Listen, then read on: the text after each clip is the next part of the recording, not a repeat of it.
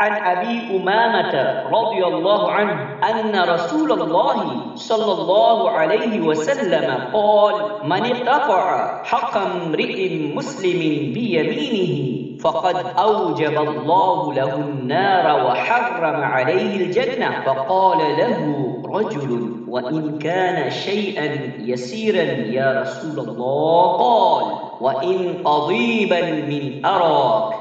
सही मुस्लिम। रसूलुल्लाह सल्लल्लाहु अलैहि वसल्लम ने इरशाद फरमाया, जिसने अपनी कसम के जरिए से किसी मुस्लिम का हक मारा, अल्लाह ने उसके लिए जहन्नम की आग वाजिब कर दी और उस पर जन्नत हराम कर दी गई। एक शख्स ने आप सल्लल्लाहु अलैहि वसल्लम से दरियाफ्त किया, ए अल्लाह के रसूल, अगरचे वो मामूली सी चीज हो। आप सल्लल्लाहु अलैहि वसल्लम ने इरशाद फरमाया, चाहे वो पीलू के दरख्त की एक टहनी हो